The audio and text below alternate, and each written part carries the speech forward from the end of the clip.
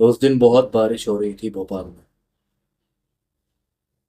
भोपाल का हर गली मोहल्ला चौराहा घुटनों घुटनों तक भरा आया था बारिश से।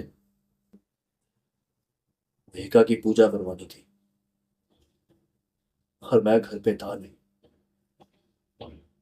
मधु की ना हमेशा से आदत रही, अगर घर पे मैं ना हूं तो घर की बागडोर अपने हाथों में थाम लेती थी वो कस के।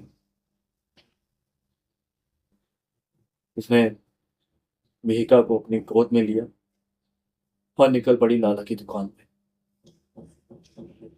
वहां पहुंची, सामान खरीदना शुरू किया और इतने में भोपाल की सड़कों पे पानी भरने लगा। वैसे किसे पता था कि भोपाल की सड़कों पे यूं पानी भर जाएगा।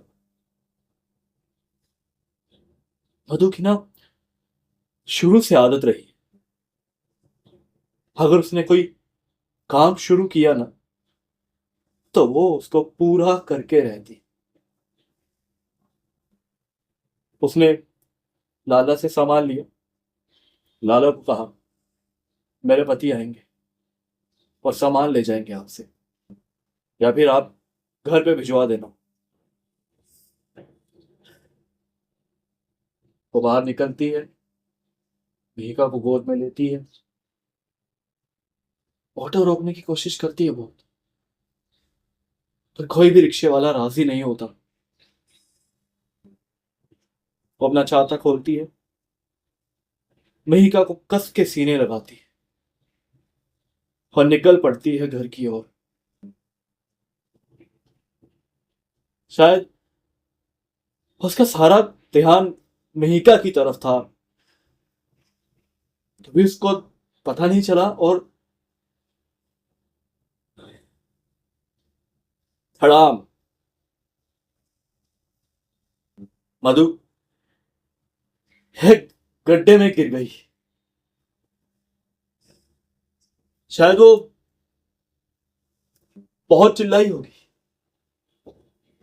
मदद की गुहार लगाई होगी, पर कोई आसपास था नहीं उसकी सुनने वाला।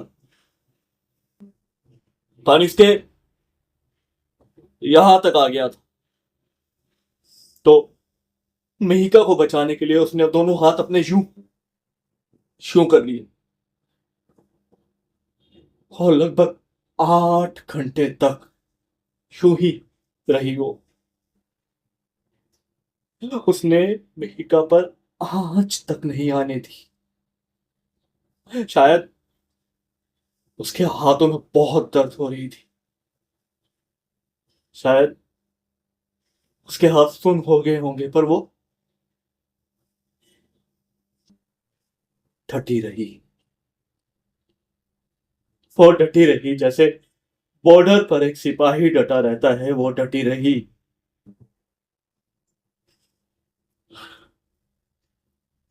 मदद आई और तब तक बहुत देर हो चुकी थी। मेरी मधु हार चुकी थी।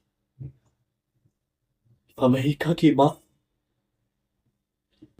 वो जीत चुकी थी।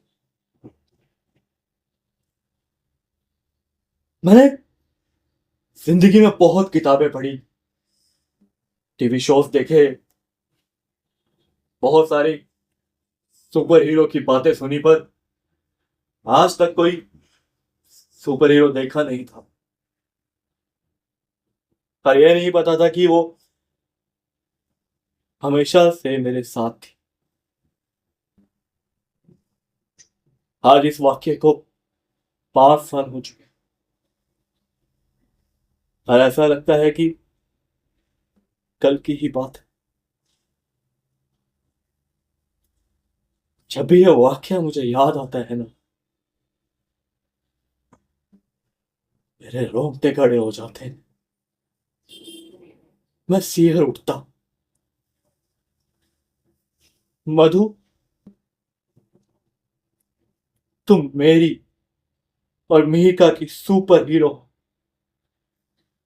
एक माँ अपने बच्चे के लिए क्या कर सकती है, इसका एग्जाम्पल तुमसे ज्यादा सही और कोई नहीं है।